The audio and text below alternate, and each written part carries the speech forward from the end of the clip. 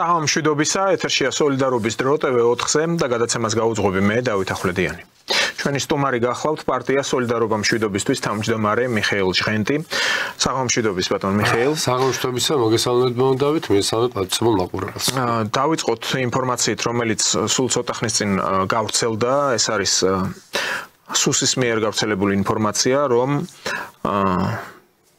უკანონოდ დაკავებული ალექსი მამულია და ივანე ჯაფიაშვილი ადმინისტრაციულ საზღვარზე უკვე თავისუფლები არიან, მოხდა მათი გადმოსვლა სამშვიდობოს და ასევე ამ სუსის ინფორმაციაში მითითებულია, რომ ალექსი მამულიას და ივანე ჯაფიაშვილის უკანონო პატიმრობიდან გათავისუფლების პროცესში აქტიურად გამოიყენებოდა როგორც საქართველოში ევროკავშირის მონიტორინგის მისიის მიერ ოპერირებადი ცხელი ხაზის მექანიზმი, ეს ეგრეთ წოდებული ცხელი ხაზი, ასევე ცენტრალური ხელისუფლების ხელთ არსებული ყველა რელევანტური ინსტრუმენტი. თქვენ როგორ შეაფასებდით?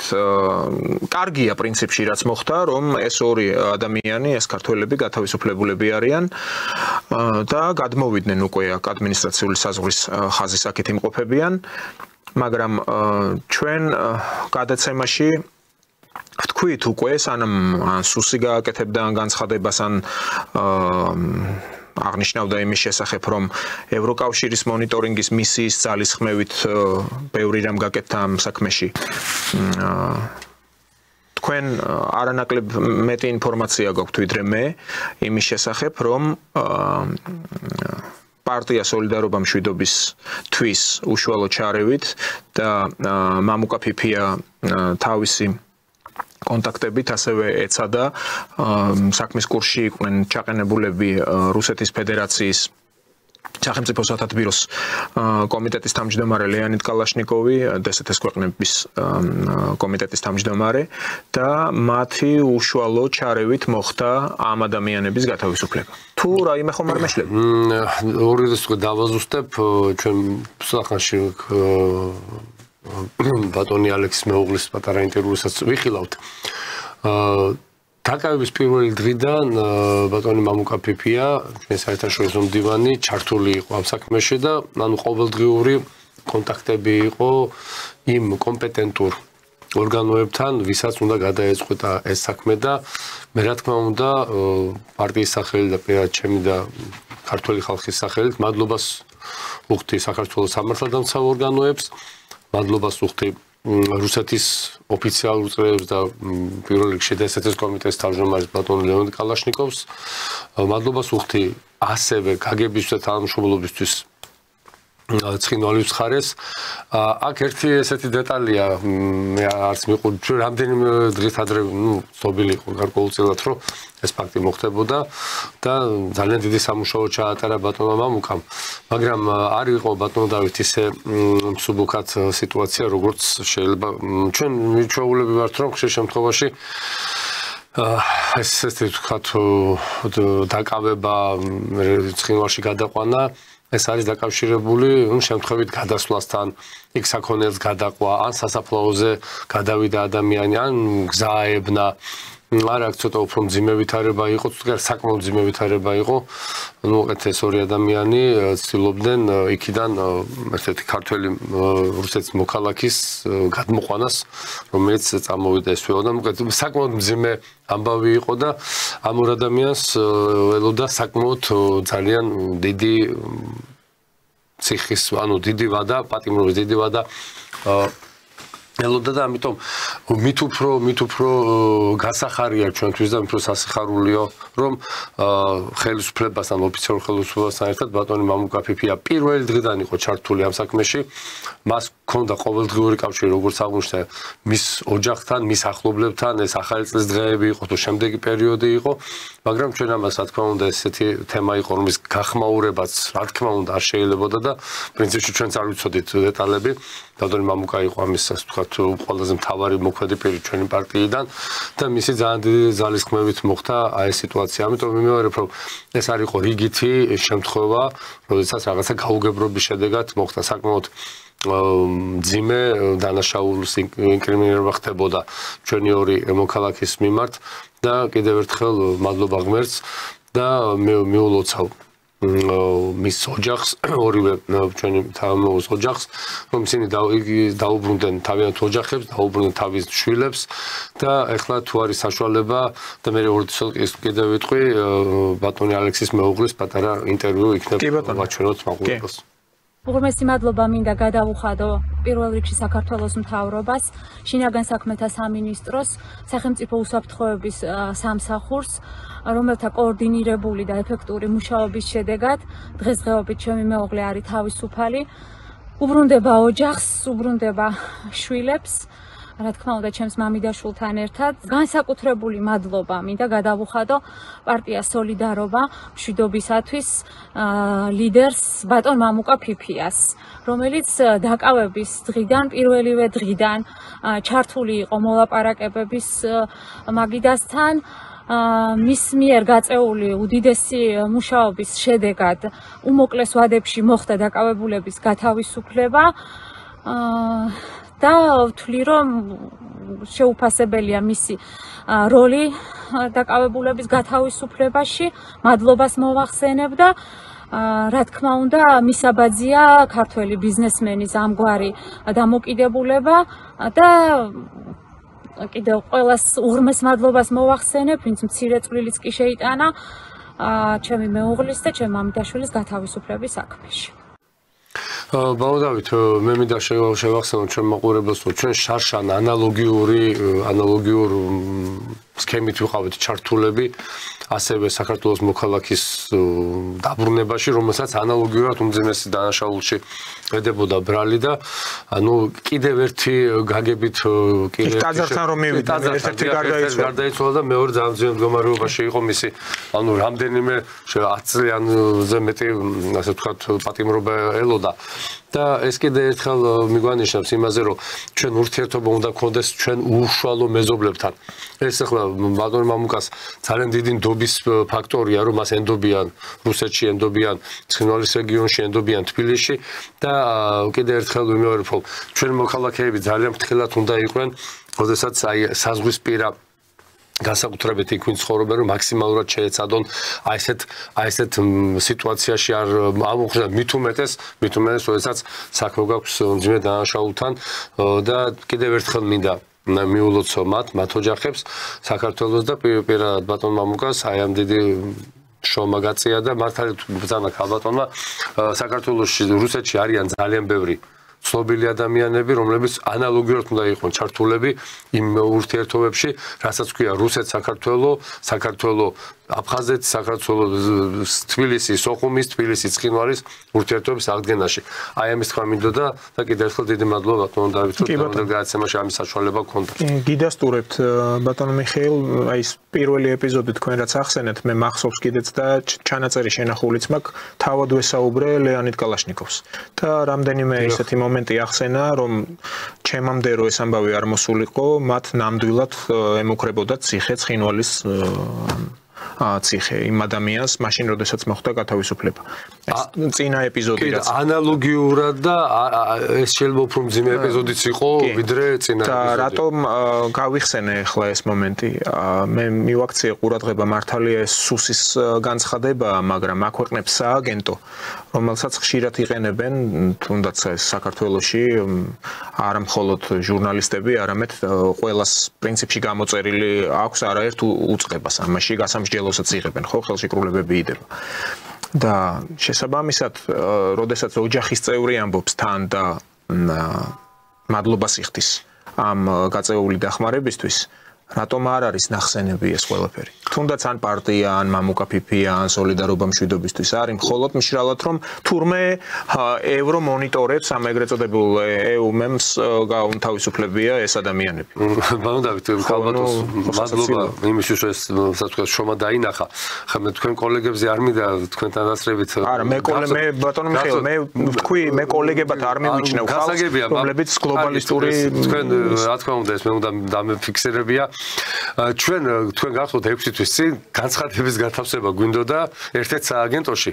რა თქმა უნდა, როგორც წესდარიგი იყო, თანხის გადახდაზე მზად ვიყავით განცხადება არ განათავსეს, იმიტომ რომ თქვენო პრორუსულები ხართო და ჩვენ ამის წინააღმდეგი ვართ, რომ ნებისმიერი ყველა კაი საქმე ძალიან ასე ვთქვათ სასიკეთო თემაზე იყო საუბარი. თან ისიც უნდა დაემატოს აქ, რომ როდესაც სარეკლამო ხასიათი აქვს და თანხავს სიხდის, ხო, ორგანიზაცია ან პარტია ან რო განთავსდეს ეს ინფორმაცია, იქ უკეთდება ესეთი ლოგო, სადაც არის გამოსახული, ანუ ლათინური ეს არის რეკლამა, კი. კი ბატონო, დაფინანსებული ამას ჩვენ არც მალავდით. ახლა ისინი დაფინანსების garaშე რო არ გაავრცელებენ, აი საკმაოდ სოლიდურ თანხაზე იყო საუბარი. ამ თანხაზეც არ წამოვიდა არა მარტო ერთი, რამდენიმე სააგენტო. და ნუ ეს კიდე ერთხელ ნიშნავს იმას, რომ რაც რა უნდა კარგი გააკეთო შენ. აი, ხვალ რო ჩვენ აფხაზეთ ხილვალთან დავიწყოთ სერიოზული მოლაპარაკებები, არც ერთ სააგენტო არ გაავრცელებს ამას. თუ ეს მათთვის მომაკვდინებელი არის. ოღონდ ქართველებმა არ დაიწყონ აფხაზებმა და ოსებმა დიალოგი და ისევ ამ მაბატიეთ პოლიტიკურ სამარეში მიმავალ ევროკავშირს. მეც გეტყვით, ეს მიკროფონიანები მაგათი არხებიდან. გამოვლენ და იტყვიან, რომ აფხაზი და ოსი ქართველის მტერიაო. ამას იტყვიან პირდაპირ. და ამის პრეცედენტიც არის. გახსოვთ ხომ მიკროფონი რო ჩაჩრეს უმრავლესობის წევრი იყო, რომელიც არ მახსოვს კობახიძე თუ მდინარაძე და პირდაპირ ეუბნებოდა, რომ კი მე მივიჩნევ, რომ აფხაზი და ოსი არის მტერიო. და თქვენ წარმოგიდგენიათ ჩვენმა პარტიამ უფრო ქმერითი ნაბიჯები და რა თქმა უნდა ამას აუცილებლად გავაკეთებთ. და ჩვენ გამოგვაცხადებენ მტრებად.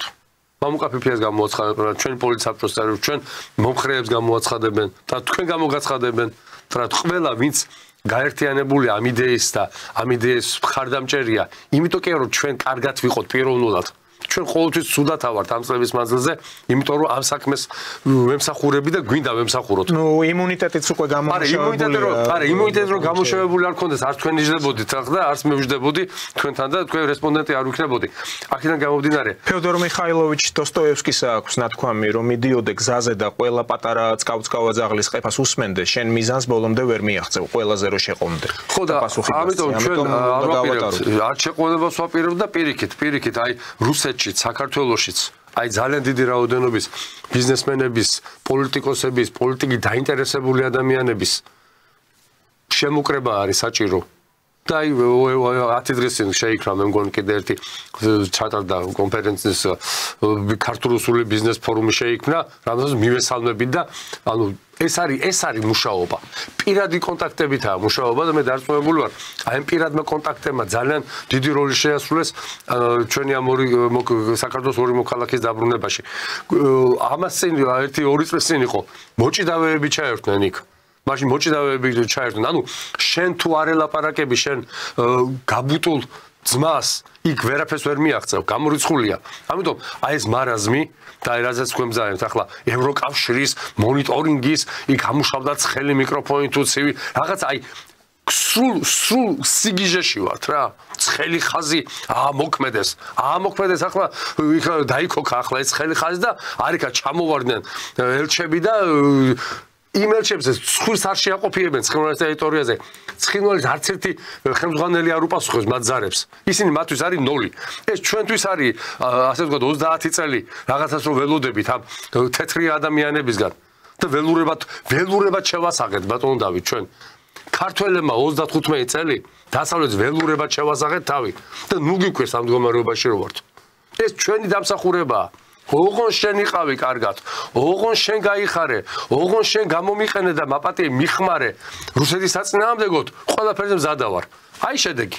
აი კიდევ ერთხელ პოლიტიკურ მოუსავლეთში მიმავალი დასავლეთი, რომელსაც აი ტრამპი და რუსეთი ახლა ძალიან კარგად გაჭრის, გამოჭრის, გადაჭრის, როგორც ერთხელ ჩვენმა თანამემამულემ გააკეთა, მიიღებენ ამას. აი ეს არის შედეგი. ამიტომ ცოტა გონს მოვიდეთ. კი, აქ ასევე აგრეთვე არის საინტერესო ის, რომ ახლა მე მაგალითი მოვიყვანე პრესის, თუნდაც აი ქართული სააგენტოების მუშაობის. და ახლა ვნახე headline-ი ოლაფ შოლცი, ფოტოც დევს და წერია, რომ ოლაფ შოლცი ამბობს ასეთ რამეს, რომ ამერიკის შეერთებულ შტატებთან სტაბილური ურთიერთობა გვჭირდება.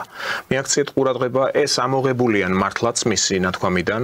თქვა ასეთი რამე შოლცმა ნამდვილად თქვა, მაგრამ გერმანულ სააგენტოებზე Deutsche Welle-ზე დევს იგივე მასალა, ეს შოლცის ნათქვამი, მაგრამ headline-ით რა აქვს გამოტანილი? რომ ტრამპის პრეზიდენტობა გერმანიისთვის ჩვენთვის გამოწვევაო.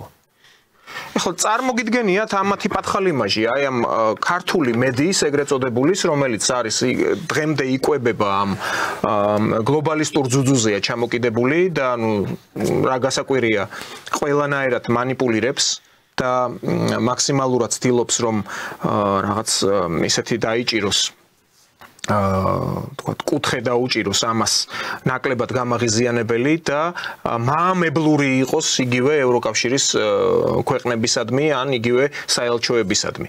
ხლა დარწმუნებული ვარ ის რაც ხდება ბოლო რამდენიმე თვის განმავლობაში საქართველოში და ამ აქციებს გულისხმობ.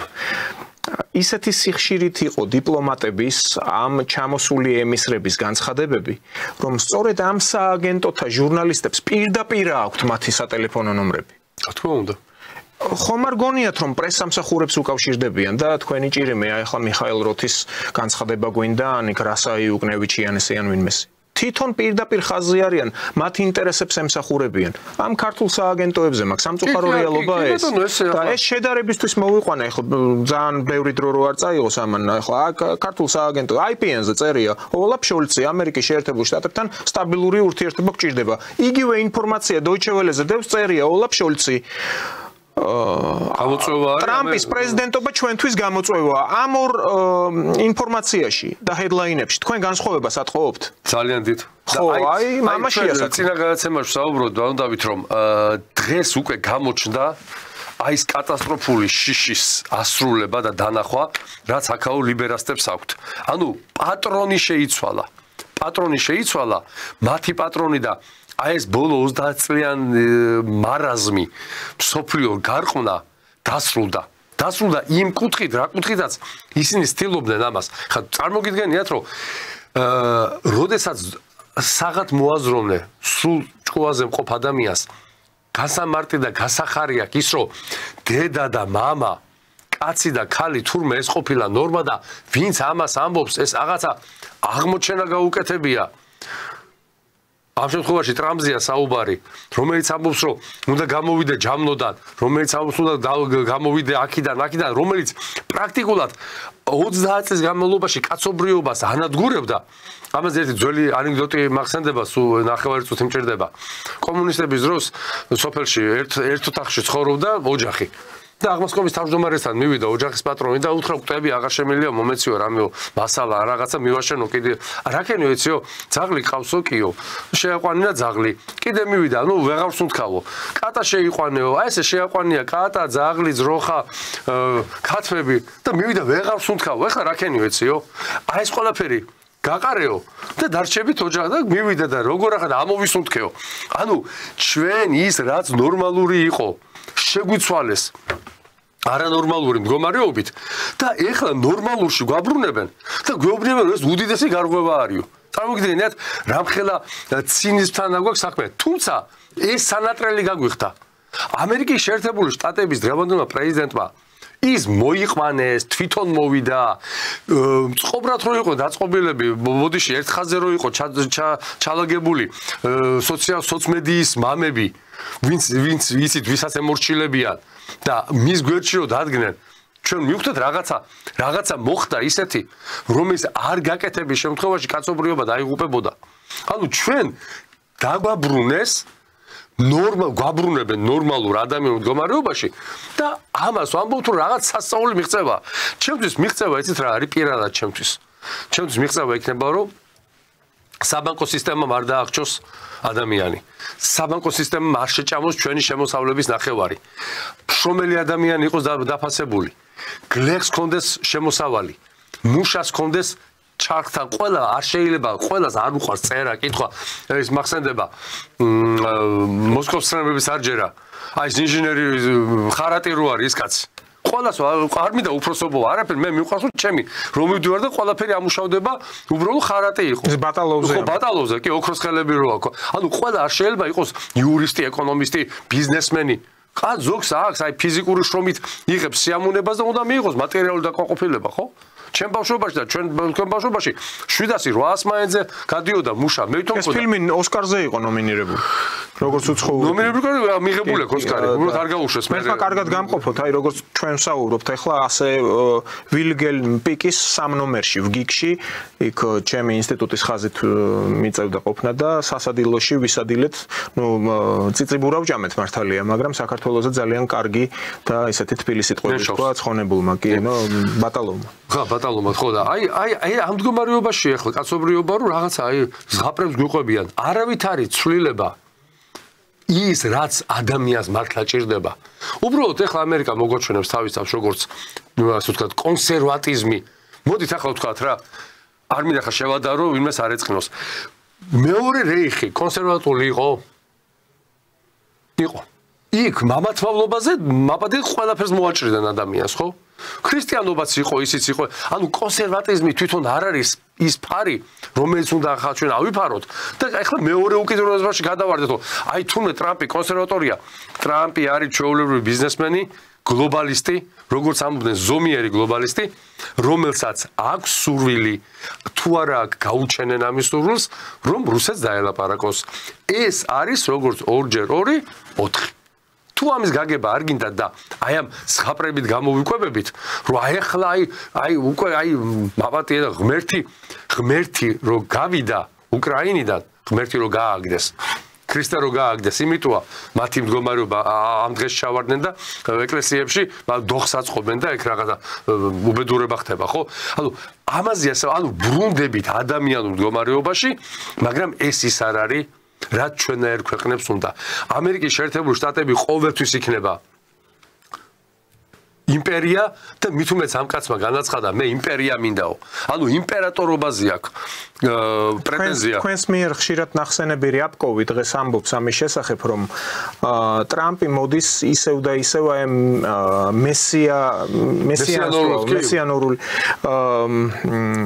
დიადი ამერიკის და თქვა კიდეც რომ მე უფალმა მომიყვანა კლავ პრეზიდენტად. ასე რომ რაიმე პოლიტიკის სხვა მოლოდინი არ უნდა კონდესო, ისევ და ისევ ძალის დემონსტრირებით, ძალის თანხლებით, ამ პოზიციიდან გამომდინარე და გვიწყებს დიდი ალბათობით ტრამპის საუბარს. ანუ ამას ამბობს რიაპკოვი და ანუ მოლოდინიც პრინციპში ასეთია. არ შეიძლება, ბაუნდავით, არ შეიძლება ამერიკის შეერთებული შტატები და რუსეთის ყოველთვის ვიზუალურად და გამხელელი მეგობრობა. ეს დაუშვებელია. იქ რა მოლაპარაკებები წავა ერთმანეთში.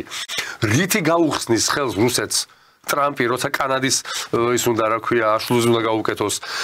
რუსეთს რაში გაუხსნის ხელს, როცა მექსიკაზე საუბრობს, როდესაც გარიგებას ითხოვს. შეთანხმებას კი არა, გარიგებას. ანუ უფროსი ძმის პოზიციიდან აპირებს. რუსეთთან საუბარს. თან მიუთითებს რომ ეს ორი მხარეა, უკრაინელები და რუსები, ამიტომ და გუშინ ვთქვი მე ეს გადაცემაში, ვფიქრობ რომ შეცდომა რუსეთთან მიმართებით და ახლა თქვენ კარგად იცით ბატონო მიხეილ, როგორც ევროპელებს, ასევე ამერიკელებს თუ კი აქვთ კვლევითი თავიანთი ასეთი ფონდებიც უამრავი, რომლებიც რუსეთს იკვლევენ. მაგრამ ტოლსტოი მათ არც ერთს არ წაუკითხავს, არც ჩეხოვი. ну ამას ფიგურალურად ვამბობ, რა თქმა უნდა არიან ეგ ლიტერატურის მოყვარულებიც და ნამდვილად იცნობენ ამ რუსულ კლასიკურ ლიტერატურას, მაგრამ აქ გულისხმობ იმას, რომ ქვეყანა არიციან. შესაბამისად არ ესმით ეს ქვეყანა. პუტინმა, ეხლა თუ თავად ტრამპი ამბობს, რომ ამ ომში დაიხოცა 700,000 უკრაინელი. ანუ 9,000,000-ზე მეტი. ну ეხლა ომში თუ მოწინააღმდეგე მხარე უფრო კარგად ეკიპირებულია, ან უფრო გამოცდილია, მაქსიმუმ იყოს 1,5 სხვაობა. მაგრამ რუსეთშიც ხომ ამდენივე დაიხოცა. თუ 700,000 უკრაინელია დახოცილი, ნუ ოფიციალური მონაცემებით 230,000-ია. მაგრამ თქვათ და 9,000,000. თქვენ როგორ ფიქრობთ, პუტინი დათმობს ტრამპთან მოლაპარაკებებისას, როდესაც ქვეყანა ატლანტის ოკეანის იქით არის? ანუ რა კრიტერიუმებით უნდა იხმძღვანელოს, რატო უნდა დათმოს, რა გარიგებაზე უნდა წავიდეს? მით უმეტეს თუ დაუშვათ მე დიდი საომლო ომის შემდეგ ამერიკა და უკვე მომდენო პერიოდში 80-იანი წლების 90-იან წლებამდე და ამ პერიოდამდე ითვლებოდა ეს ატლანტიკის ოკეანე გადაულახავ დაბრკოლებად ამერიკის შეერთებული შტატების კარგად იყვნენ დაცულები აი ოკეანის გამო. დღეს ეს დაცვა უკვე აღარ არსებობს. აღარ არსებობს ის, რომ რუსეთმა დღეს უკან დაიხიოს.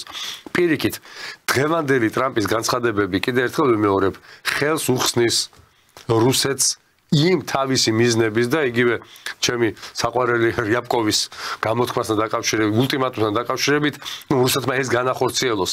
ამას რა ემატება? ნატოს 5% უკვე, ანუ ნატოს დაფინანსება ქვეყნები შიდა პროდუქტის 5% უნდა მოხმარდესო. დღეს კაია კალასი რო ყავთ ამათ, შეყვარებულები რო არის ეს ჩვენი არაადეკვატური ლიბერალები. დიახო, მართალი არის ტრამპიო. ძალიან ცოტა ხარჯავთო. ანუ ბატონი, წარმოგიდგენთ, ბატონი გაუხდათ უცბად შიშისგან უკვე. და არა მარტო სანამ თანამდებობაზეა რომ მოასწროს და რაღაცა მოძოვოს. ეს არის ინტერესი. ხო და რომ მოძოვოს, ესენი 5%-ს კი არა, 12 რო გადაახტევიოს, გადაიხდიან. არ დაგავიწყდეთ რომ ესტონეთიდანაა, ანუ ქვეყნიდან რომელიც განახევრებულია. ძალიან პატარა სამი ქვეყანა, რომლებსაც ერთი სული აქვს ასეთ თანამდებობაზე, ვინმე მოხდეს. ახლა თქვენ კალასი ახსენეთ და მე აქვე დავამატებ კუბილიუსს. აქ ხშირად საქართველოში ახსენებდნენ ესეთი უარყოფითი კონტექსტით, ვინაიდან მენტორივით აქ მოძღრავდა ხშირად ეს კუბილიუსი, მაგრამ ახლა არც მეტი არც ნაკლები თავდაცვისა და უშიშროების ევროკომისარი ამ საკითხებში. და იცით რა თქვა? კაია კალასმა ის მაინც თქვა, რომ კი ახლა იქ რაღაც გაეპრანჭა ტრამპს, მაგრამ კუბილიუსმა თქვა, რომ აუცილებლად ომისთვის უნდა ვემზადოთო. ტურბირებულად უნდა დავიწყოთ რამდენიმე ცვლაში იარაღის გამოშვება. რომ რუსეთს დავეწიოთ, იმიტომ რომ ომი გარდაუვალიაო. კარგით, მაშინ მე მეორე ფაქტსაც გეტყვით. დასავლეთის მიერ აღიარებულს.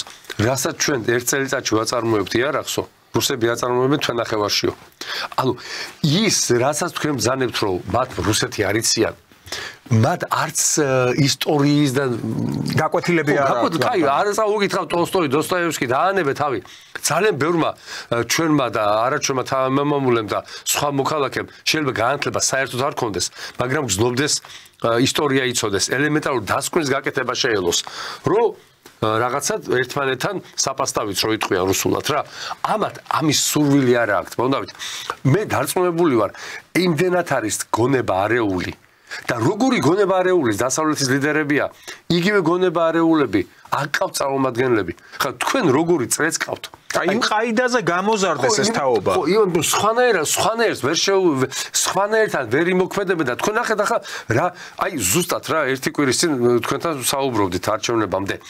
ეს ჩვენი ახალგაზრდები ახლა ჩავარდებიან სრულ ფრუსტრაციაში. კი.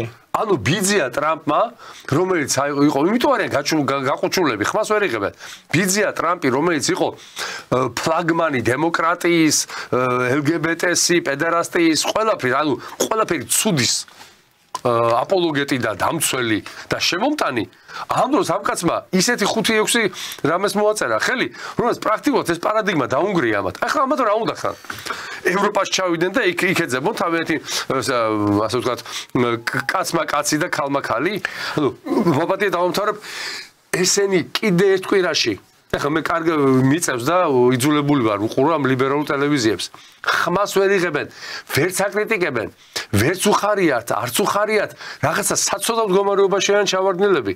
და ნახეთ, მიტინგებსაც შეეწყო. გუშინ წინ გავიარე რუსთაველზე, დაახლოებით 200 კაცი იდგა პარლამენტის წინ. ანუ დამთავრდა ეპოქა, გარყმნის ეპოქა დამთავრდა და თუ დღეს ჩვენ უბრუნდებით და უნდა დაუბრუნდეთ ადამიანურ ეპოქას, ნუ რავი ნუ დამამადლის, ნურც მე, ნურც თქვენ, ნუ ჩვენ შვილებს და ჩვენ მომავალ თაობას და ჩვენ წინა მშობლებს, რომ რაღაც სასწაული გავუკეთეს. არა, უბრალოდ ჭიქას დავარქვით ჭიქა და არ დავარქვით ისა რა ქვია, საბურავი. აი, როცა ნორმალურზეა ლაპარაკი და ეს არის დიდი მიღწევა, აი ეს არის კატასტროფის სტოლპასი. დანარჩენი სამუშაო ძალიან ბევრია. დღეს ვკითხულობდი სტატისტიკას. თქვენ იცით ბელორუსიის სასოფლო-სამეურნეო პროდუქციის რა პროცენტი გადის რუსეთში? 90. 90% ბელორუსია რაც აწარმოებს სოფლის მეურნეობის პროდუქციას გადის რუსეთში. ანუ შენ თუ ამ მაგალითებზე ვერ მიხვდი და შენი პროდუქცია, საბჭოთა საქართველოს პროდუქცია, რამდენი გადიოდა რუსეთში?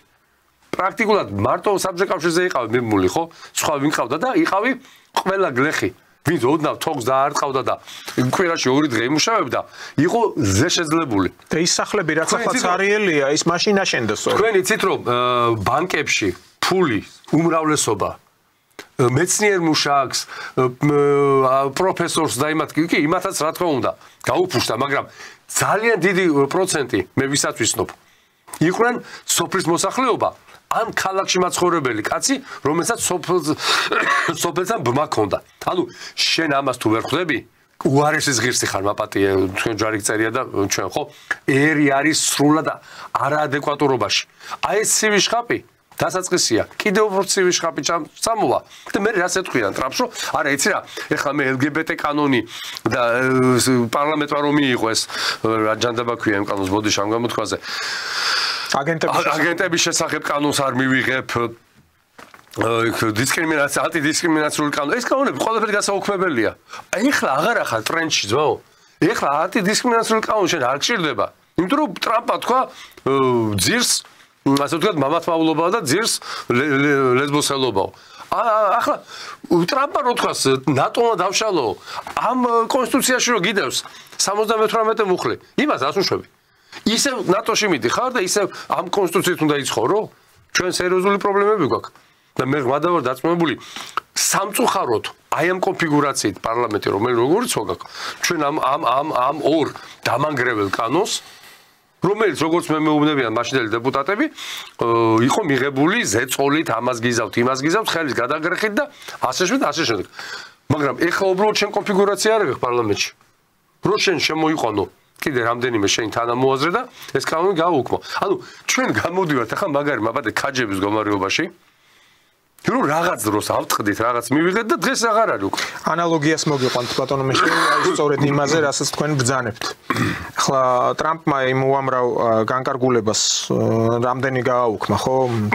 100-მდე განკარგულებას მოაწერა ხელი.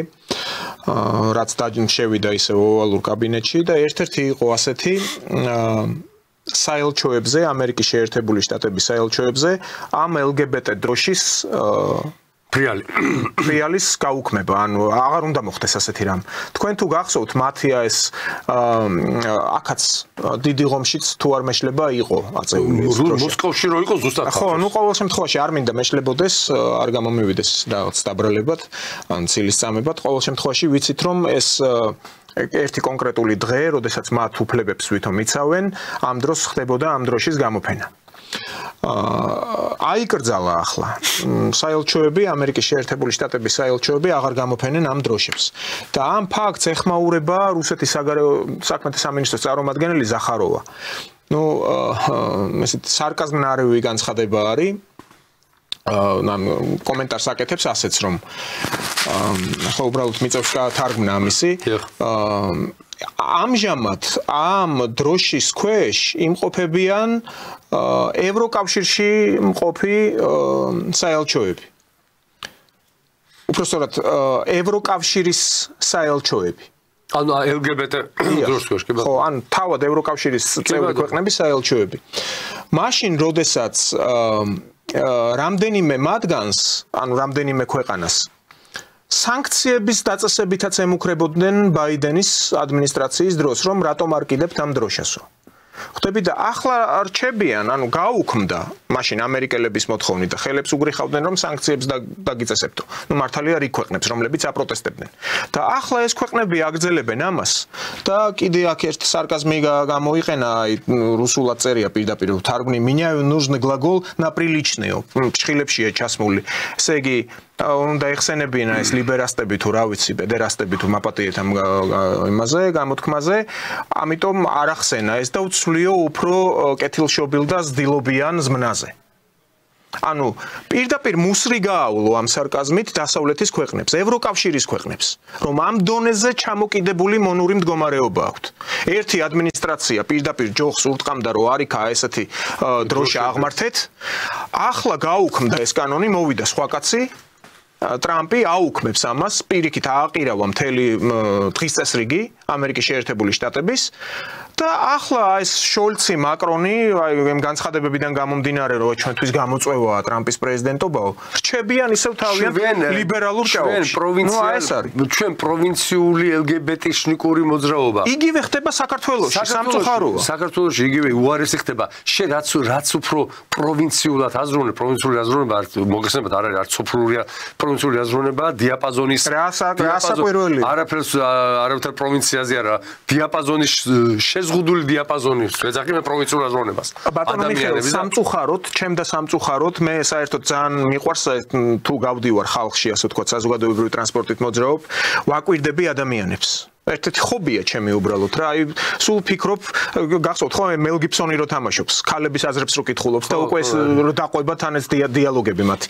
აი უკვე ვაკვირდები, ვინ რას ფიქრობს, რატოა ჩაფიქრებული, რატოა გაბრაზებული, რატოა ნაწყენი, რა უხარია, იქ ტელეფონში იყურებიან ახალგაზრდები, იღიმებიან და სწორედ ფიზიოგნომიკა, აი მეცნიერება ასეთი, რომ სახის გამომეტყველებით ბევრი რამე შეიძლება გაიგო.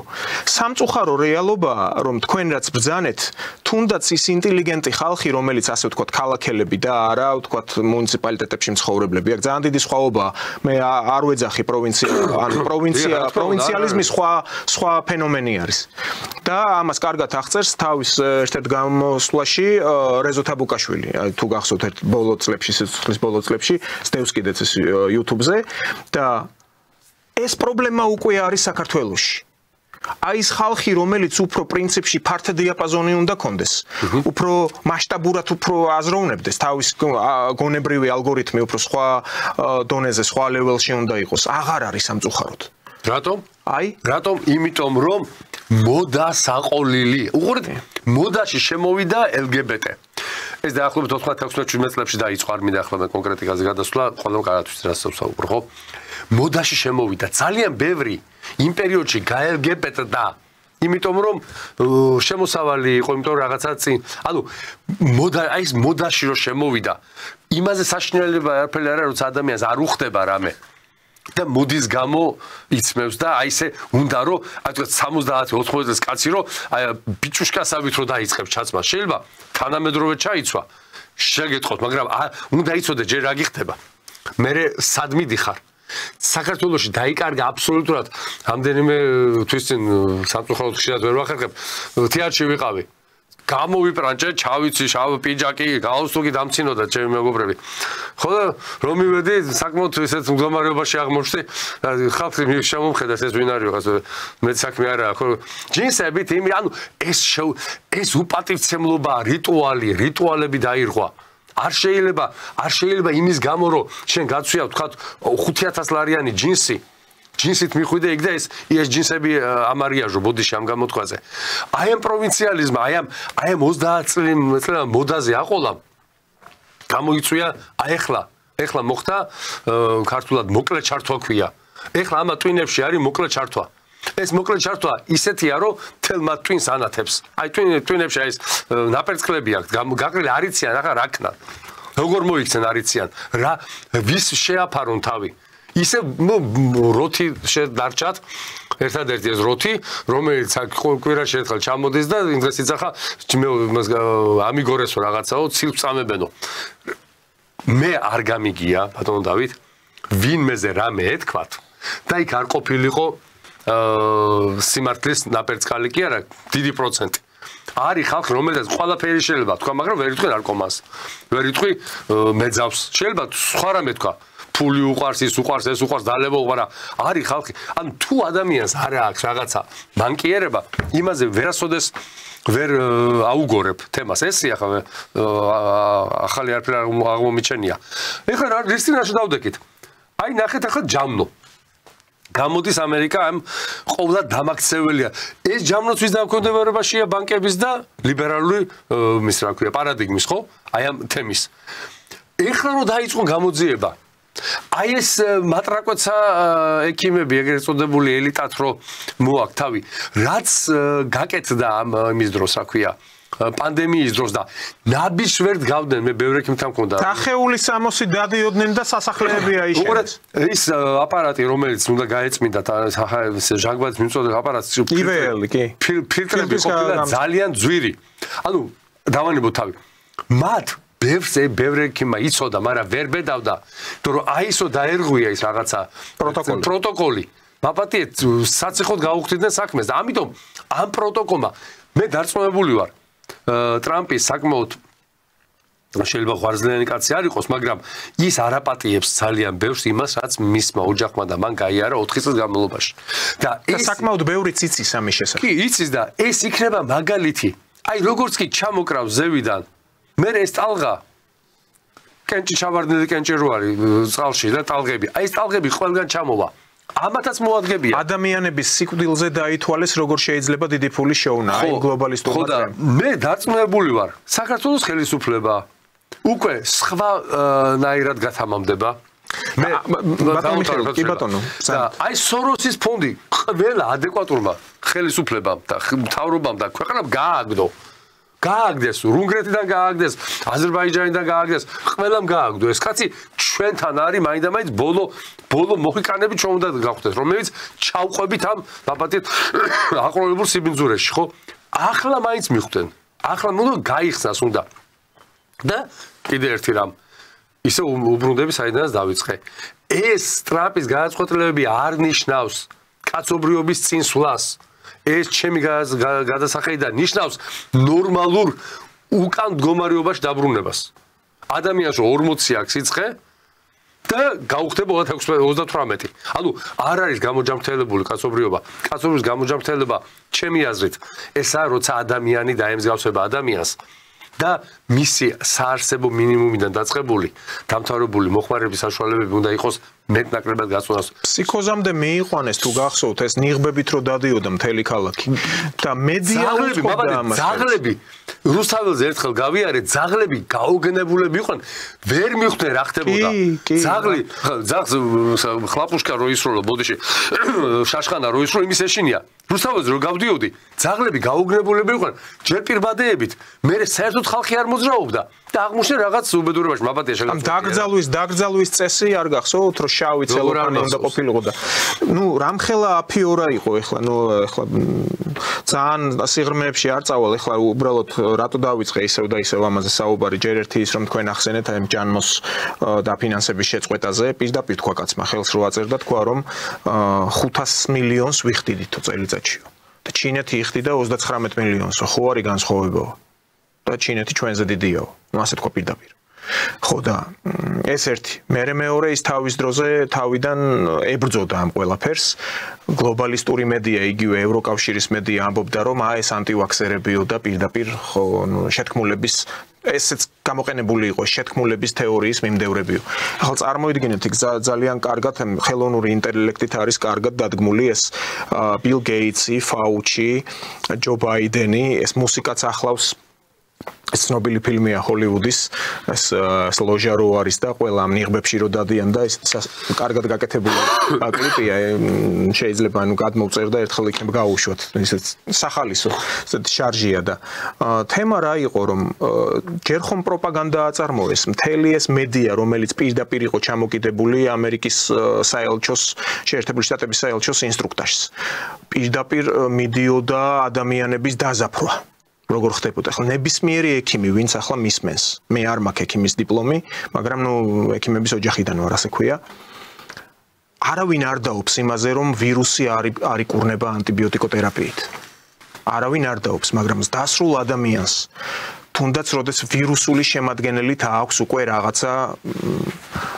ეს ინფლუენზა ხო ანუ რაღაცა დაავადება ხო ვირუსული ORZ იქნება თუ რაღაც ოსტრა რესპირატორული ზაბალიონი მარტივი ტესტია ამისთვის დილას ადამიანის ყელყური როგორ ნასაგლოტკა რო გროვდება მაპატიეთ დილას რო გადააფურთხებს ის თუ შეფერილია მოყვითალოა ან მომწვანოა ნიშნავს რომ იქ ბაქტერია რა თქმა უნდა ამ ვირუსი როდესაც პროვოცირებს ასეთი ტიპის დაავადებას დასრული ადამიანის 90%-ს მოყვება ბაქტერიული შემადგენელი შესაბამისად თანამედროვე სინთეტიკური ანტიბიოტიკოთერაპია რომელიც გრამუარყოფით გრამდადებით ბაქტერიებზე მოქმედებს 5 დღეში ალაგმოადი იყო ეს ყველაფერი მაგრამ დაზაფრეს ისე რომ აი იქ უნდა სტაციონარში მოეთავსებინათ უნდა მიეერთებინათ ჯანგბადი იქ ხდებოდა ეს პირიქით ნაგნიტანია ბაქტერიული ფლორის და ყველაფრის ანუ ბაქტერიებს როგორ ამრავლებენ სინჯარებში იქ მარილ სპეციალურ ხსნარს მარილ ნარევს რომ იქ გამრავლება დაიწყოს სტაფილოკოკებმა სტრეპტოკოკებმა ანუ ადამიანები ჭკუიდან გადაიყვანეს ხდებით ჩვენ ახლობელი გარდაიცვალა და გამოვასვენეთ და დავერეკეთ ერთ დამგზავრებულ ბიუროში და უთხარი მეთქი არ ხარ გეშინიათ მეთქი მოგკვდა სიცილით მე ექიმი ვარ უბრალოდ ახლა ამ საქმეზე მუშაობ თუ ძმა ხარო რა ეს ყველაფერი არის აფიორალ წაიყვანეს ის ქალბატონი გააპატიოსნეს და მიასვენეს ოჯახში ანუ აი ეს არის ამათი მთელი ღირებულებები პრაქტიკულად აი ეს რა გვარია ეს ჯამოს წარმომადგენელი რო იყო ფაუჩი არა აქ რო არის კაცო გამყრელიძე მინისტრის მოადგილე რო იყო იმისი რა ქვია თავის დროზე მე რო პარლამენტში მუშაობდი ანუ მესამე ბუსტი აი რო უყურებდი ვკრებოდი მესამე რატომ მეოთხე და მეხუთე არა ეს ხალხი გარბოდნენ და მეოთხეჯერ უნდა დავიბუსტო სად გარბი ხარ გონზე მოდი რა ბუსტი რის ბუსტი მილიონებს აკეთებენ შენზე და მილიონებს აკეთებენ და იმას ატარებენ შენზე გამოსას ატარებენ თქვენ იცით რომ 98 წელს NASA მოითხოვა საქართველოს ჯანდაცვის მდგომარეობის სრული სურათი და მაშინ გაუკვირდათ რა თუნდა NASA-სო ბიჭო NASA-ს უნდა იმიტომ რომ მაშინ არ იყო ესეთი გავწობილი სივრცე რაზბილტონესეც რო ეძახიან და აინტერესებდათ აი ესეთ კოლონიურ ქვეყანაში მეორედ მესამე დონის ქვეყანაში რა მდგომარეობა და რისი გამოსთა შეიძლებოდა თქვენ იცით 90-იან წლებში ყველა შემოსული წამალი ნახევარზე მეტი გამოსთას გადიოდა საქართველოში აი რო შემოქონდათ ვებერთელაყუთებით და არიგებდნენ უფასოდ და ბავშვების მდგომარეობა როგორია კარგად გამოვიზიოთ ჩვენ ჯანდაცვის მდგომარეობა განათლებაზე ხო ზედმეტია ლაპარაკი ანუ ქვეყანაზე დადგეს ექსპერიმენტი ჩაატარეს პროფესორად ექსპერიმენტი რომელიც ყველაზე ძვირი ღირს წამლის შექმნა შეიძლება ლარი ღირდეს და მისი ექსპერიმენტი და კლინიკური და თეორიული გამოსთა ღირდეს 100,000 აი ამისთვის ჭირდები შენ და დღეს ეს ხალხი ვინც უნახავმა მაპატიეთ არ მინდა ეს სხვა დავამთავრო დღეს დგანა რუსთაველს და იძახიან რომ მას დემოკრატიას ართმევენ დემოკრატიას კი არა ჯოხი უნდა აიღოს ხელისუფლებამ დიდი ჯოხი ქალმა სახეში გაარტყა პოლიციელს და ეუბნებიან რომ ეს არის სინდისის პატიმარიო კარგით რა ხა ყველაფერს ხო თავის საზღვარი აქვს აგერ ტრამპი ნახეთ რეებს უზავს ახლა აი 1500 კაცი რო გამოუშვა და შეიწყალა ანუ სოფლიო იცვლება ჩვენ როგორ დებილი ბავშვები ვით ისე ამერიკა LGBT დემოკრატია შეიცვალა სოფლიო 91 წელს იცვლებოდა გავიქეცით შევალეცეთ თავი ეხლაც იცვლება ისე უნდა შევალეცოთ თავი რატო შვილო რატო რა გინდათ ამ ქვეყნისგან თვითონაც ვერ გაიხარებენ ის ხალხი ბატონო დავით ვინც 89-90 წლებში დიდი ჯოხი დარბოდა დიდი დროშები ეჭირა და საკმაოდ შეძლებული ძალიან ბევრი ვიცი მე თანამდებობაზე იყო ასე ვთქვათ დიდ თანამდებობებზე იყო დამოუკიდებლობა გვინდა და დიდი ჯოხი დარბოდა შივრები დაიხოცნენ ჩემო ძვირფასო შივრები პურის რიგში ვკდებოდა ხალხი იმიტომ რომ შე კაი ადამიანო მიხვდი რას მაპატე რას კტენიან რას კტენია დღეს მის მიხვდი რას გაცლიან რო ბოლომდე არ განადგურდე არა ესენი მაინც ჩაყვებიან ეხლა როთები და ემაზე ამერიკაზე მე არ ვიცი ესენი ხვალ რას შიდა როგორც უყვართ ამათ სლოგანები ექნებათ როგორ გააправონ ამერიკის მდგომარეობა ვერაფერს ვერ გააправებენ ეხლა დაიწყებენ ამერიკაზე ნელ-ნელა აღრენას ეს მაგათი ჩვევაა ესეთი და დაიწყებენ ახლა ევროპასთან ურთიერთობას იქაც რო აღარ დარჩებათ არაფერი მე დაიწყება სრული ფრუსტრაცია ხო, ევროპას არ აქვს მარტივად საქმე, თუნდაც იმიტომ მაგაზე არ მადარდოთ ახლა დღეს ღამე ვერ დავიძინებ. თუნდაც იმიტომ რომ ტრამპი აპირებს დააწესოს იქ მეტალის ექსპორტ-იმპორტზე, ასევე საბაჟო გადასახადის დაწესებას აპირებს.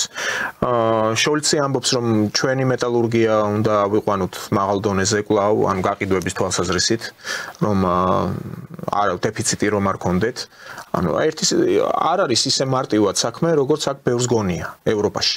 ევროპას სერიოზული რეცესია აქვს ამომიდან გამომდინარე და ორბანმა დადო დასკვნა, ანუ დიაგნოზი კარგი გააკეთა, პირდაპირ ამბობს. ჩამოთვლილი აქვს, პუნქტებად აქვს ჩამოთვლილი. ამ ომის შედეგად რო დაიწყეთ ეს ომი, ხო, ელოდებოდით რომ რუსეთი ჩამოიქცეოდა, ხო? არ ჩამოიშალა რუსეთი. ელოდებოდით რომ სანქციებს ექნებოდა შედეგი. მიიღეთ უკუ შედეგი. ანუ საბოლოო ჯამში რა მივიღეთო? ანუ თავად ევროპა დაზარალდა. ამ ყველაფრის ჩამოშლა უნდა დავიწყოთ შეტევა თავად ბრიუსელზეო. ну დაახლოებით ასეთი ახლა მე სიტყვით არ ვაკეთებ მისი განცხადების თქვა პერიფრას არ ვაკეთებ შესაძლოა ისე ზუსტად როგორც თქვა მაგრამ შინაარსი ეს იყო და თქვენ როგორ ფიქრობთ ახლა ამერიკის შეერთებული შტატები აქ მოლოდინი აქვთ თუნდაც იმ ხალხს რომლებიც თავი მიაჩნიათ ექსპერტებად და კარგ ამერიკანისტებად და ფიქრობენ რომ ისევ და ისევ თუნდაც აი ინაუგურაციაზე ვიზიტით ამერიკის შეერთებული შტატები ჩვენ არ მიგვატოვებს კვლავ აღმოგვიჩენს დახმარებას აუცილებლად აქ ჩაერევა პირდაპირ ესე იგი სტორის ფუნქცია აქვს აღებული ამბობენ რომ ჩვენ ახლა აი პირდაპირ ამბობენ ამაყათ იქ პირდაპირ დარბაზიდან სადაც ეს ინაუგურაცია მიმდინარეობდა რომ ჩვენ ახლა აქ ვართ ჩვენ მეგობრებთან ამერიკელებთან გვარებს ასახელებენ სახელებს პირდაპირ მოგახსენებთ ამ ხელისუფლებაზე საქართველოში არსებულ ხელისუფლებაზე რომ ისინი მათ გადაუხვიეს დემოკრატიის გზას არა ეს უკვე გასაგებია ცნობილია ამას ხშირად ამბობენ მაგრამ ახლა უფრო აკონკრეტებენ ისინი მეგობრობენ ირანთან ისინი დგანან ჰამასის ლიდერების გვერდზე იქ ირანის პრეზიდენტის დაკრძალვის დროს ისინი ცენტრალური კომიტეტის კომპარტიის პირველ მდივანთან სი ძინპინთან მეგობრობენ აბსოლუტურად იგნორირებულია ამერიკის შეერთებული შტატების ინტერესი რუსეთთან არიან შემჩნეული ურთიერთობები და რუსეთი ისე ვიძახიან ანუ აი ასეთი მდგომარეობა აქვთ და გუშინ ასევე საღამოს ბოლომდე ვერ ვნახე უბრალოდ დაღლილი ვიყავი ნამდვილად პირდაპირ ვიტყვი რომ უკვე წავედი ძილისკენ ნახევარს უყურე ინტერვიუს დაახლოებით ნახევარ საათიანი ინტერვიუ იყო მეთიუ ბრაიზასი რომელიც იყო კავკასიაზე რო საუბრობ ხო მრჩევლის და ანუ დენიელ ფრიდის თანაშემწე იყო იმ დენიელ ფრიდის რომელსაც ლომის წილი აქვს 2008 წლის ომის გაჩაღებაში საქართველოში და ვცდილობდი გამეხსენებინა უბრალოდ ერთ-ერთ პრესკონფერენციაზე კითხვაც კი დაუსვი ბრაიზას და პასუხი რუსულად ლაპარაკობს მინდა გითხრათ კარგად და ცოტა სახტად დარჩა და დაიძაბა მაგრამ აი ვერ გავიხსენე რის შესახებ ვკითხე ისევ საქართველოში არსებულ მდგომარეობაზე იმ პერიოდში როდესაც სააკაშვილის მმართველობის ბოლო თვეები იყო დარჩენილი მერიოდში ქონდა ის ძველ მერიოდში პირველ სართულზე პრესკონფერენცია და ეს ბრაიზას ეკითხებიან რომ როგორი იქნება ტრამპის პოლიტიკა კავკასიაში და გამოყენებული იყო ჯო ვილსონის ამ რესპუბლიკელის ჰელსინკის კომისიის თავმჯდომარის განცხადებები და ბრაიზა იცით რას პასუხობს თქვენ ნუგონიათ რომ ამ ჯო ვილსონის დაკრულზე ივლის ტრამპიო მას თავისი აზრი აქვს შეიძლება დიამეტრალურად სულ სხვაგვარი პოლიტიკა წარმართოს კავკასიის და უშუალოდ საქართველოს მიმართ და არა ისე როგორც აქ წარმოუდგენიათ იგივე ჯო ვილსონსო. ბრაიზა ამბობს ამას. ბავშვებთ, ბრაიზა ვინ არის და რა ურთიერთობა გქონდა სააკაშვილის ქონდა ურთიერთობა. ხო, ხელისუფლებასთან კარგად ვიცი. დავანებოთ თავი ბრაიზას. ჩვენ ხა დავუბრუნდეთ ისევ ამერიკას მდგომარეობას, ამერიკის განაცხადი რა არის. ამერიკამ განაცხადა რომ მე ევროპა უნდა მიწასთან გავასწორო, ასე ეკონომიკურად და უნდა გავიხადო ისევ იმ მდგომარეობაში, ამ მდგომარეობაშიც პირველი მსოფლიო ომის შემდეგ გამოსული ამერიკის შეერთებული შტატები ცოტა გაძლიერებული, იმიტომ რომ პირველ მსოფლიო ომამდე მოგახსენებათ ამერიკის შეერთებული შტატები არ დომინირებდა, ეს იყო ასე ვთქვათ პერიფერიული რაღაცა დიდი სახელმწიფო, მაგრამ არა ის, რაც მე 50-იან წლებში გახდა, ხო? მე ისევ უნდა გავხდე ის სახელმწიფო, მე ისევ იმპერია მინდა. ანუ იმპერია დღეს ძალიან საინტერესო საუბარი ქონდათ პოლიტოლოგებს. აი ეს ხელს რო იქნებს ის რა ქვია მასკი. ხო, არა ახალი არაფერი არ ვთქვამთ. ეს იმპერიული მისალმების, ასე ვთქვათ, ქვეტექსტია, რომ იმპერატორს ესალმებიან. ანუ ახალი იმპერია იბადება და შენ თუ აქეთ ბადებ ახალ იმპერიას, ავტომატურად იბადება მეორე იმპერია. ანუ ამერიკის შეერთებული შტატები იქნება მშობელი არა, შემქმნელი რაღაც არის ეს სიტყვა მინდა მოვძებნო რა, დამაჩქარებელი აქეთ ახალი იმპერიის შექმნის. ზუსტად ანალოგიურად შეიქმნა ორი იმპერია დიდი სამამულო ომის შემდეგ, ხო? ორი დიდი იმპერია. პირველ მსოფლიო ომამდე რუსეთი, რა თქმა უნდა, ის იმპერია არისო, რომელიც რუსს უნდოდა, არც მეორე პირველ მსოფლიო ომიდან 30 წლამდე და 40 წლამდე და ორი დიდი იმპერია წარმოიქმნა 40-იანი წლების, ანუ ოქროს ხანას რო ეძახიან 45-დან 85-მდე, ხო? ანუ ანალოგიური ორი იმპერია იქნება. თუ ამას შენ დღეს ვერ ხედავ, ოდნავ პოლიტიკაზე თუ ოდნავ აი წარმოდგენა გაქვს ანიბანი იცი, რომ ორი იმპერია შეიქმნება და ამ ორი იმპერიის უკვე ჩვენ ადრე ხო ამბობდით, რომ ჩვენ ყველა ვარიანტში ამ კალათაში ვართ, რომელსაც რუსეთი ქვია. ეხლას თუ ვერ ხვდებით ხახნო, რომ ამ კალათაში უკვე ბურთი დაკიდებული კი არა, ბურთი უკვე ჩამოვარდნილი არის, კალათაშია მოთავსებული. ამას თუ ეს ჩვენი მოსახლეობა ვერ ხვდება და პირველ რიგში ხელისუფლება, რომელსაც ჩვენ რამდენი წელია მოუწოდებთ, რომ ჩადით, სანამ აპატი ამერიკის ელჩი არ გეტყვის, რომ წადი ბიძიკო, ამ რუსეთში დაელაპარაკე, მე თქვენი ნერვები, თქვენი თავი არ ამაქო და არც თქვენი ევროკავშირის დროშები. უკვე მეგობრებო, ცუდი ტონი იქნება ევროკავშირის დროშების თბილისში ფრიალი. ეს იქნება გოიმობა აპატიეთ ამ გამოთქმისთვის. მე ძალიან გთხოვთ ეს დროშები ჩამოხსენით, იმიტომ რომ აღარ არის ამერიკა უკვე პროევროპული. ამერიკა არის ევროპის განადგურებაზე ფიზიკურად არა, მორალურად, ეკონომიკურად, დაიქვემდებაროს და მარშალის გეგმა თქვენ ჩემზე კარგად იცით. გერმანია არის ქვეყანა, სადაც გავლენა და მარშალის გეგმა ვინც იცის რა პუნქტებია და კანცლერის შეთანხმება და კანცლერ აქტი, ამას დავანებოთ თავი, ხო? არ გვინდა ყველა განათლებული ვარ დღეს პოლიტიკურად. იგივე ხდება ანალოგიური ისტორია მეორდება. ეს პიჯაკი როგორც იყო 25 წლის წინ 50 წლის შემდეგ იგივე იქნება. ხან ორბურტიანი ხან ორბურტიანი, სამღილიანი, ხან ორღილიანი. ორი იმპერია იქნება და ამ იმპერიის მეორე იმპერიის შექმნის სათავეში დღეს დგას ამერიკის შეერთებული შტატები. ამის ახსნა მინდა. ჩვენ ვეღარ ავწდებით. ამერიკის შეერთებულ შტატებში საქართველოს არასდროს არ მოიზრებოდა. ჩვენ ვიყავით გამოსაყენებელი მასალა და რას დაგვამსგავს ეს. და სანამ მიგვიყვანეს, ხედავთ. ეხლა ჩვენ მეორე პრობლემა გვაქვს. თქვენ როგორ ფიქრობთ, ახლა რუსეთთან რო დაიწყებ ლაპარაკს? გაშლის ხელს რუსეთი, აუ შენ ოღონდ. არა, რა თქმა უნდა. შენ ოღონდ ჩემთან მოდი.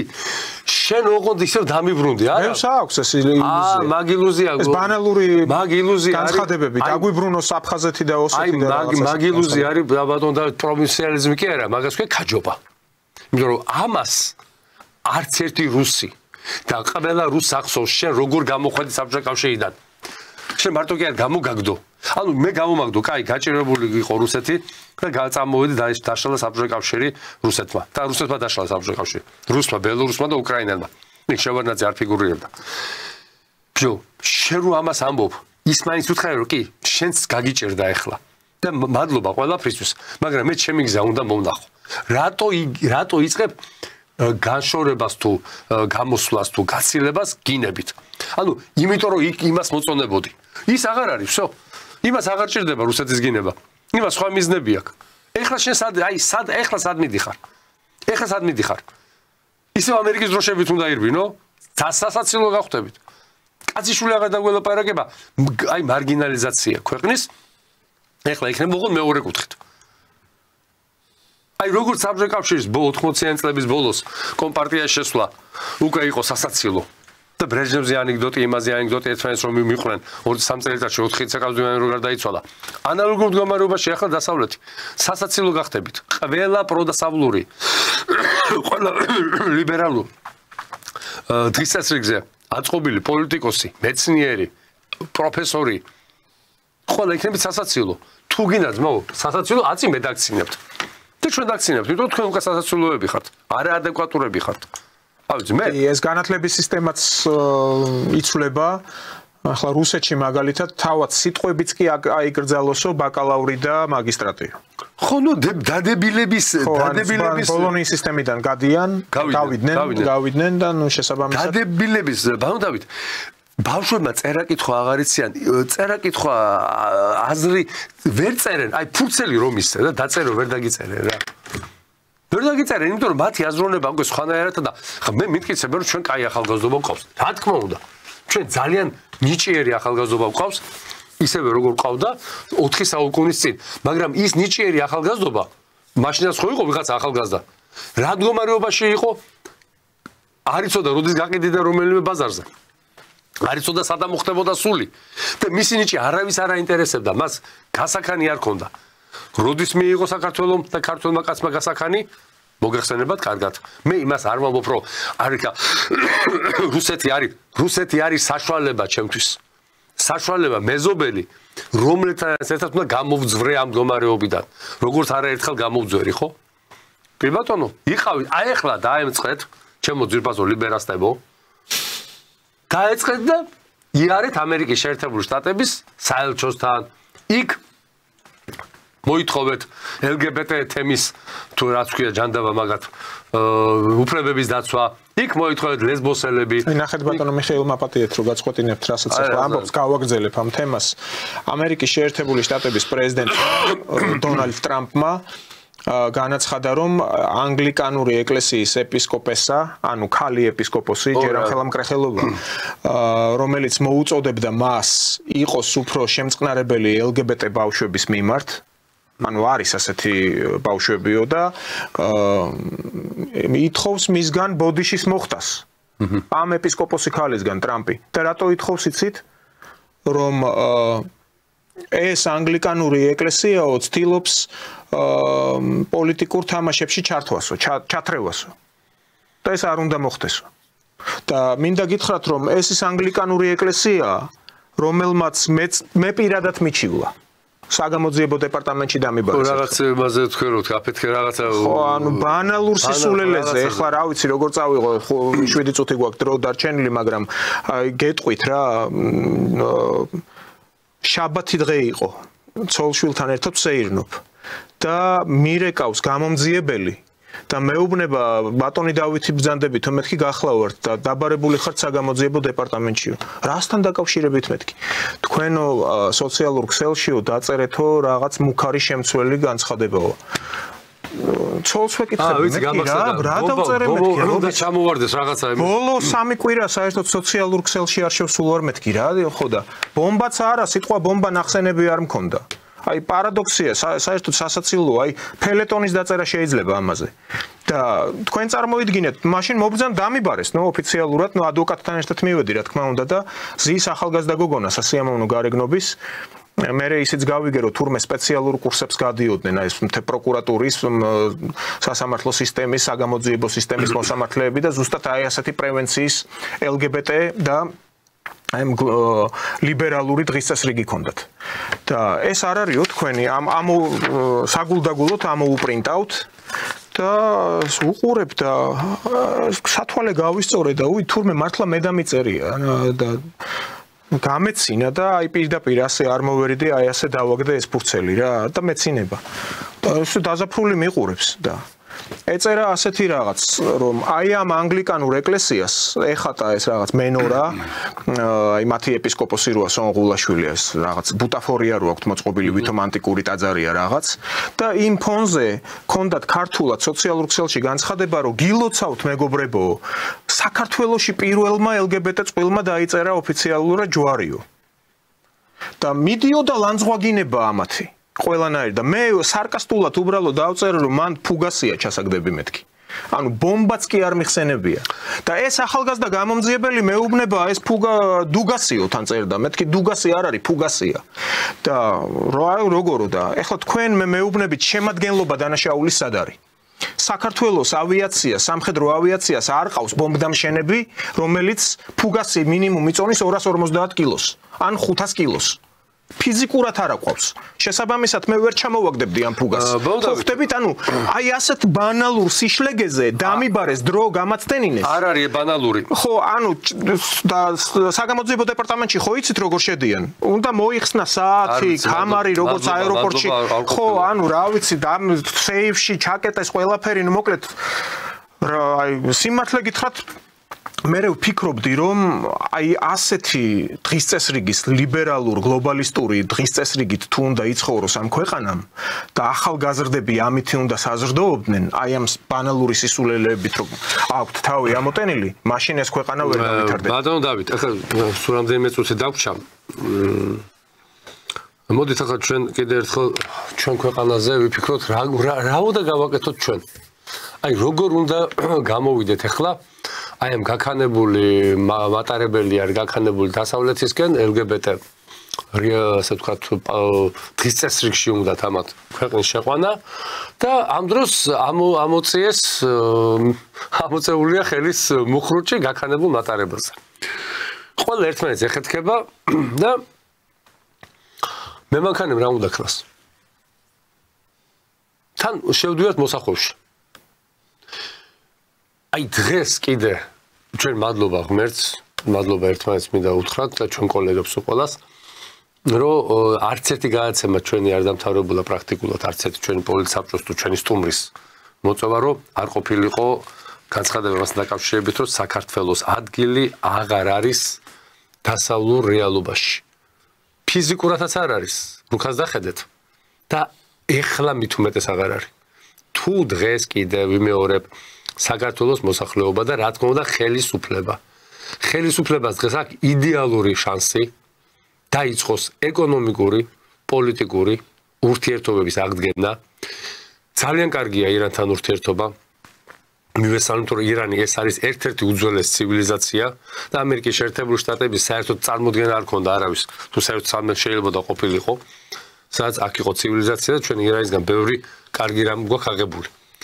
აგერ არის დიდი ჩინეთი, აგერ არის რუსეთი, აგერ არის ჩვენი სამეზობლო, აგერ არის ახლო აღმოსავლეთი. ანუ შენ დღეს ხარ იმ არჩევანის წინაშე გადაჭეხილ პოლიტიკურ გადაჭეხილ ევროპას ჩაყვე თუ დაიწყო ურთიერთობა. ახლა რატო ამბობ ამას? მე ბევრჯერ გვითხოვს. დრო აღარ ითმეს. ბატონო დავით, მე მაქვს ძალიან ესე დეჟავიუ მაქვს 90-იანების და არ ეწყინება ჩვენ პოლიტიკურ ელიტას რო შევახსენო. ჩვენ შეიძლება ისე უცბად აღმოჩნდეთ ცაიტნოტში, რომ ვერ მოვასწროთ ასე ვთქვათ მოსახვევში სწორი ტრაექტორიით შესვლა. ანალოგიური მდგომარეობა იყო, როდესაც შენ 3+3-ზე დღეს გელაპარაკება ლავროვი და მე რამდენჯერ ესე იყო 90-იან წლებიდან ჯერ გამსახურდა საუბნეო დსთ-ზე.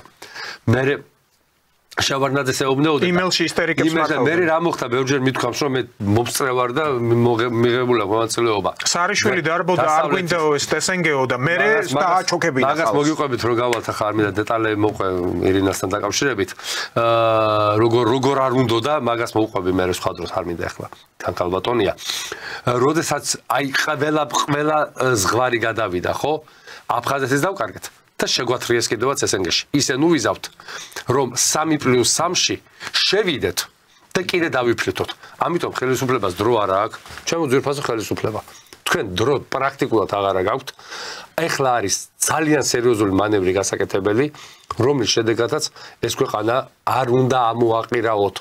და ჩვენ გამომდინარე იქიდან რაზეც საუბრობდით, მენტალობა როგორია რუსთან დაკავშირებით, რუსი არის საკმაოდ, როგორ გითხრათ, საფრთხილო არ შეიძლება ესე აგდებულად, რომ აი მოვატყუებ ახლა ვის მოვატყუებ? ამერიკის შეერთებული შტატებმა გადააგდო მთელი ევროპა. არა, რუსები ფენომენია, აი წმინდა სლავური თვალსაზრისით, რუხი ფერი უჭირთ. ანუ თეთრი ან შავი, ძალიან პირდაპირი ხალხია, ხისტი, მაგრამ პირდაპირი. მათთან შეიძლება უფრო ლაპარაკი, ვიდრე ეს ქვეგამხედვარობა, როგორც აი გამსახურდია რომანტიკოსი ჩვენი წერდა, ხო? ეს არა აქვთ, როგორც ამერიკელებს ან ევროპელებს. ჩვენ ორივეს ქონია რუსთან ურთიერთობა და შეიძლება შენი გადაუტარი ძმა იყოს და დღეში ორჯერ ერთად კეიფობდე, მაგრამ საქმეზე რომ მიდგე, შეიძლება ისეთი დაგიждდეს, რომ ვერ იცნო. ამიტომ დრო არ არის, საიტნოტში ვარ და დროზე უნდა გავაკეთოთ დასკვნები. კი ბატონო. დიდი მადლობა ბატონო მიხეილ გადაცემაში სტუმრობისთვის. მე ტელემაყურებელს შევახსენებ ჩვენი სტუმარი გახდათ პარტია სოლიდარობა მშვიდობისთვის თავმჯდომარე მიხეილ ჟღენტი. შევხვდებით ხვალ 19 საათზე. მადლობა ყურადღებისთვის. მადლობთ ნახვამდის.